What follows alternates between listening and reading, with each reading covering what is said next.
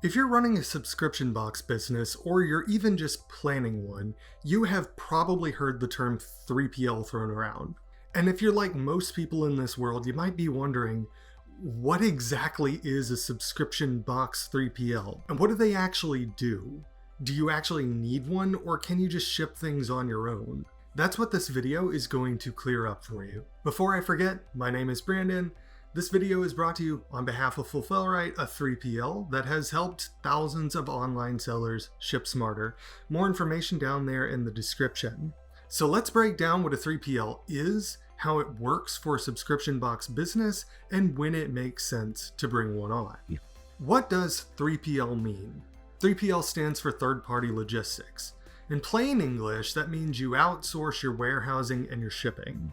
Instead of packing orders in your garage or renting your own warehouse or storage unit or something along those lines, you work with a partner who handles all of the logistics for you, or a good part of them. They'll receive your products, store them, assemble your kits for you, pack those boxes, and ship out orders to your customers. Now, you still run the business. You still control what goes into the box and how it looks and how often it ships out. But a 3PL takes care of the day-to-day operations, so you don't have to deal with them. So what makes a 3PL subscription box specific? Not every 3PL is built for the subscription box model. It's very distinct in that way. A lot of general purpose fulfillment companies are designed for single SKU orders. It'll be like a t-shirt or a book or a phone case. All easy stuff. You just put the item in the box and off it goes. Efficiency is what matters most there. Subscription boxes are a little different though.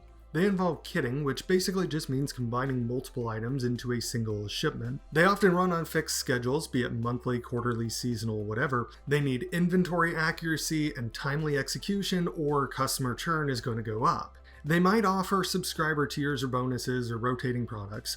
All of that stuff makes subscription box fulfillment a more complicated game than a lot of other fulfillment. That's where a specialized subscription box 3PL comes in handy. They are built to handle kitting, and they're built to track multiple SKUs, batch orders, and assemble boxes quickly and get them shipped out exactly when they are supposed to go out. And you don't have to micromanage the process to get this done. So let's walk through what a good subscription box 3PL actually does.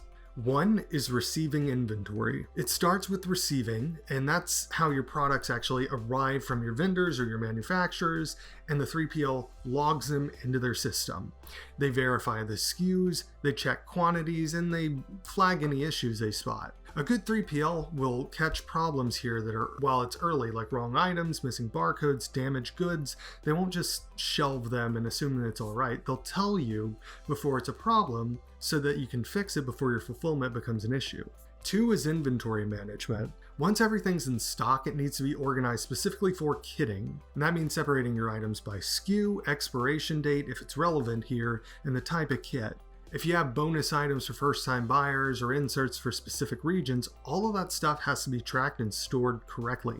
And this is where real-time inventory tracking comes in very handy.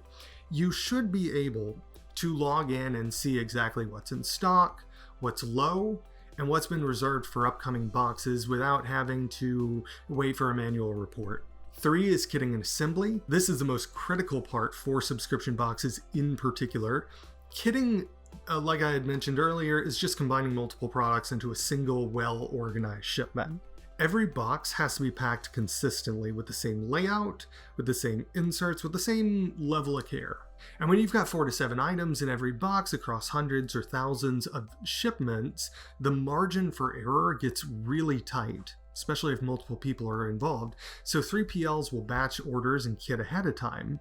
Others will build on demand. Either way, the key is consistency, because if one customer gets an incomplete or a mispacked box, they notice. And what happens if that happens more than once? They cancel. 4 is shipping and carrier management. After boxes are packed, it's time to ship. But which carrier is going to do the shipping? USPS, FedEx, UPS, DHL, someone else? This sounds like a simple decision. You just put a label on and drop it off, call it done, pick the cheapest one, right? But it's not really about postage so much as it is about making sure the right carrier is chosen for the weight, dimensions, and delivery time that the boxes need. It's about reliability and cost efficiency. And a good 3PL needs to balance carrier reliability with cost. That's not easy to do on your own unless you spend a lot of time thinking about it. 3PL spend more time thinking about postage than most folks, so it's not something that you have to take care of on your own. They also track delivery performance, help you reduce returns, and avoid slowdowns during the peak season. If you ever ship heat-sensitive or fragile items, the 3PL should know how to prep for that too. Do you really need a 3PL, or can you do it in-house? Now that depends on where you are in your business. If you're just starting out, say you're shipping fewer than 100 boxes a month, it's actually totally reasonable to pack your orders in-house, really. You'll learn a lot about product and customers by doing it yourself. But as you grow, the challenges are going to pile up. It'll be storage space, or maybe it's going to be just assembly taking days instead of hours, late nights, long weekends, and packing errors might start to creep up on you. Subscribers expect good timing and good condition with every single shipment, so it makes sense to bring in a 3PL when you are overwhelmed. Because what you're really buying when you do that is not logistics, it's the consistency. It's a repeatable system that works whether you are shipping 200 boxes or 10,000 in a month. And that's how subscription box brands retain customers. Not with a single amazing box, but rather with a reliable experience, month after month consistency. So what do you look for in a subscription box 3PL? Here's what matters. Kitting capability. Can they handle multiple SKUs, bundles, and changing monthly kits without making errors? Inventory tracking. Can you see the stock levels, expiration dates, and reorder alerts in real time? E-commerce integrations. Do they connect directly to Shopify, WooCommerce, or another platform of your choice? Because that automates orders. Climate control. Can they protect your product from heat, humidity, or cold if you need it? Transparent pricing. Do you actually understand what you're paying for? And scalability. Can they help you grow without sacrificing turnaround time or accuracy? Support's another big one. When something goes wrong, do you get a real human on the phone who knows your business? If the answer to any of these is no, then it's probably a good idea to keep looking. So, what is a subscription box 3PL? Short version, it's a logistics partner that is built for recurring shipments. And do you need one? Not on day one. But if you are spending more time packing boxes than you're spending growing your business, it might be time to hand it off to someone else. Now we've got more videos to help you think this through. Here are 3 that I recommend next. Subscription box fulfillment explained. That's a good primer. How to choose the right fulfillment partner. Can order fulfillment save you money? All good context. Now, if you like this video, please take a moment to like and subscribe. Don't forget to slap some postage on that bell so we can express ship new videos to you the moment that they drop. Thanks for watching.